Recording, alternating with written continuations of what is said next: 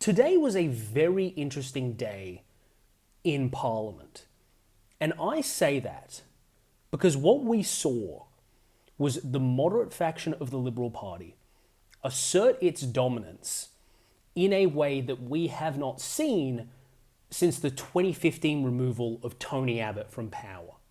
For those of you that are not aware, there have been circling rumours, which I've talked about, within the Liberal Party that Hastie and some members of the right-wing faction were preparing for a leadership challenge as early as this week, as early as today, during this October the 7th, Tuesday party room meeting, that a motion will be moved for a leadership spill and Hastie or potentially Angus Taylor would challenge Susan Ley for the leadership of the Liberal Party.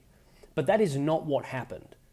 What we saw instead of a leadership challenge was the culmination of a group effort by the moderate faction along with some members of the right faction to essentially do as much damage to and embarrass Hastie as much as possible to convince him that he is not capable of pulling off a leadership coup right now. So let's actually go through the day and see what happened. So it all kicked off with Andrew Bragg.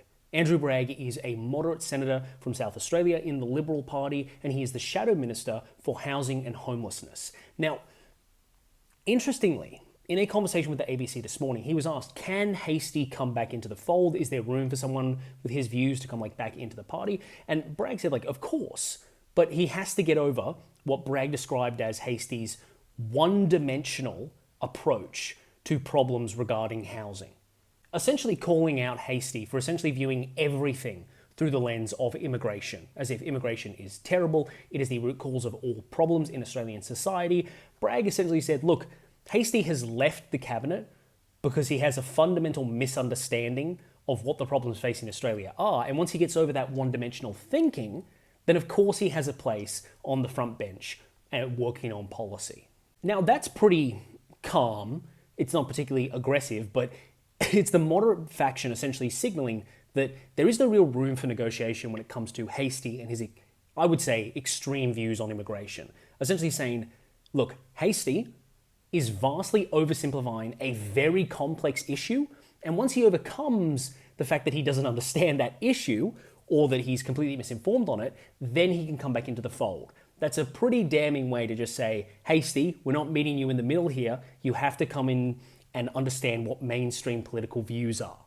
Look, I may be reading into it a lot, but the basic point is that a member of the Shadow Cabinet essentially said that Hastie has a fundamental misunderstanding of the issues facing Australia, and that the moderate faction is not budging to meet him and come up with some policy that entertains his idea that immigration is the root cause of all evil. I'm exaggerating there a bit, but you get my point. Now, here is where things get a little bit fiery and very interesting. And that was when the Liberal Party room took place. And as soon as it was taking place, there were pretty much immediately leaks, which gives me the impression that some members of the moderate faction wanted the press to know exactly what was happening in this party room meeting. And I think they did so with very good reasoning. This right here is Mary Aldred. She is a first-term MP from Victoria, brand new to Parliament, hasn't served for even a year. During the party room meeting, she stood up, took the floor, and basically tore Hastie to bits, pointing out that his actions are seriously damaging the party, that how he conducted himself was incredibly improper, and that he is going to make the federal Liberals resemble the Victorian state Liberals if he doesn't stop what he's doing. I cannot stress how unusual that is. Party room meetings are meant to be there to discuss common opinion, policy, what the party is going to do next. They're not an opportunity for personal attacks. Of course, during the most fiery debates where someone's leadership is collapsing, there might be some personal attacks, but party room meetings are not the place where one person takes the floor specifically to complain about the conduct of one of their colleagues. It just doesn't happen. Aldred went on to elaborate, saying that she was speaking on behalf of a lot of their mutual colleagues, including, and this is the very important thing she said, some people that were allies to Hastie. Essentially, she got up there and said, you have done some serious damage to the party, and I'm speaking on behalf of not only moderates, but also members of the right faction. Essentially, you don't have the numbers to do this. Now, Hastie was at this party room meeting, along with Susan Ley, of course, and Hastie allegedly said nothing. When this scolding was brought down upon him, he didn't make any address, he just sort of looked, took it, and that was it. And Susan Ley herself also didn't make any acknowledgement of it, because I think it's very clear what this was. Mary Aldred is a first-term MP. She is not some high-ranking member of the Shadow Cabinet. She is fresh to Parliament, and I think it is very clear that she was told to give this address to Hastie because of the implication that if she was doing it from outside of Cabinet, that there wouldn't be some like political factional fallout as if Ley herself or one of her members of Shadow Cabinet had said this to Hastie. There's some plausible deniability, but it's very clear that that message, at least in my opinion, that she was giving to Hastie about his behaviour and the fact that he does not have the support that he may think that he has, was coming not from Mary herself, but from potentially Susan or just from high-ranking members of the moderate faction.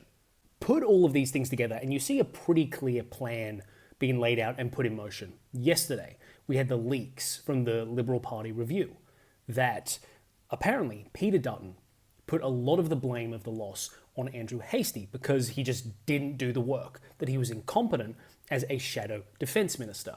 And people like Sky News have already run with the idea that that was intentionally leaked by members of the moderate faction to do damage to Hastie after he resigned from Shadow Cabinet. And I am very tempted to agree with that interpretation.